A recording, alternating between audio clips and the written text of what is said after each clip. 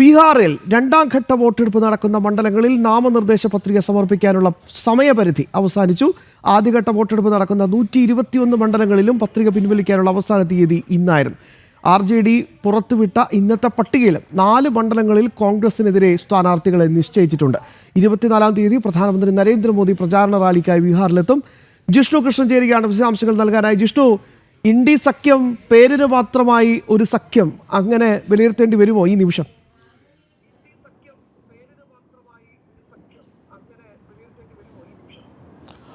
ക്ഷമ, തീർച്ചയായും ഇന്ത്യ സഖ്യം തകർന്നടിഞ്ഞ അവസ്ഥയിലാണ്. സഖ്യം എന്നുള്ള രീതിയിൽ ഒരു മുന്നണി എന്നുള്ളത് സീറ്റ് വിഭജനം പരസ്പര ധാരണയോടുകൂടി പൂർത്തിയാക്കി ഒറ്റക്കെട്ടോടുകൂടി തെരഞ്ഞെടുപ്പിനെ നേരിടുന്നതിനെയാണ് മുന്നണി അല്ലെങ്കിൽ സഖ്യം എന്നുള്ളത് പറയേണ്ടത്. അതുകൊണ്ട് തന്നെ ഇന്ത്യ മുന്നണിയിൽ വലിയ തർക്കം, അത് RJDയുടെ കടുംപിടുത്തമാണ്. കോൺഗ്രസിന് കൂടുതൽ സീറ്റുകൾ നൽകാനാകില്ല എന്നുള്ളത്. കോൺഗ്രസിൻ്റെ മോശം പ്രകടനം കഴിഞ്ഞ കാലങ്ങളിൽ സംസ്ഥാനത്ത് ഇന്ത്യ മുന്നണിക്ക് അല്ലെങ്കിൽ മഹാഗഠബന്ധന് വലിയ രീതിയിലുള്ള നഷ്ടങ്ങൾ ഉണ്ടാക്കി എന്ന വിമർശനമാണ് RJD നേതാക്കൾ ഉന്നയിച്ചിട്ടുള്ളത്. അതുകൊണ്ട് തന്നെ കോൺഗ്രസ് സ്ഥാനാർത്ഥികളെ നിർത്തിയിട്ടുള്ള പല മണ്ഡലങ്ങളിലും ഇപ്പോൾ RJDയും സ്ഥാനാർത്ഥിയെ നിർത്തിയിട്ടുണ്ട്. ഇന്ന് RJD പുറത്തിറക്കിയിട്ടുള്ള സ്ഥാനാർത്ഥി പട്ടികയിൽ കോൺഗ്രസ് സ്ഥാനാർത്ഥികളെ നിർത്തിയിട്ടുള്ള 4 മണ്ഡലങ്ങളിലും ആ സ്ഥാനാർത്ഥികളെ നിർത്തിയൊപ്പം തെരഞ്ഞെടുപ്പ് പ്രചാരണം ചൂടുപിടിക്കും തോറും ആദ്യഘട്ടത്തിൽ വോട്ടർ അധികാർ യാത്ര നടത്തിക്കൊണ്ടും തെരഞ്ഞെടുപ്പ് കമ്മീഷനെതിരെ ആരോപണം ഉന്നയിച്ചുകൊണ്ടും കളം പിടിക്കാനുള്ള ഒരു ശ്രമം രാഹുലും തേജസ്വി യാദവും RJDയും എല്ലാം നടത്തിയിരുന്നെങ്കിൽ പോലും അത് മുൻപോട്ട് കൊണ്ടുപോകാൻ സാധിക്കാതെ നിലവിൽ പ്രചാരണത്തിൽ പുറകോട്ട് പോവുകയാണ് ഇന്ത്യ മുന്നണി എന്നുള്ളതാണ് രാഷ്ട്രീയ നിരീക്ഷകർ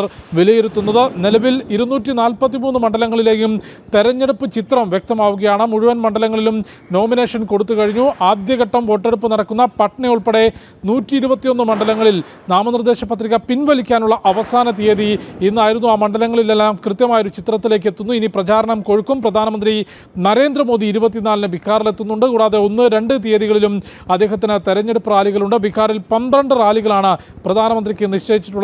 ബീഹാറിന്റെ തെരഞ്ഞെടുപ്പിന്റെ സമഗ്ര ചിത്രമാണ് ജിഷ്ണു കൃഷ്ണൻ പ്രേക്ഷകരുമായി പങ്കുവച്ചത്.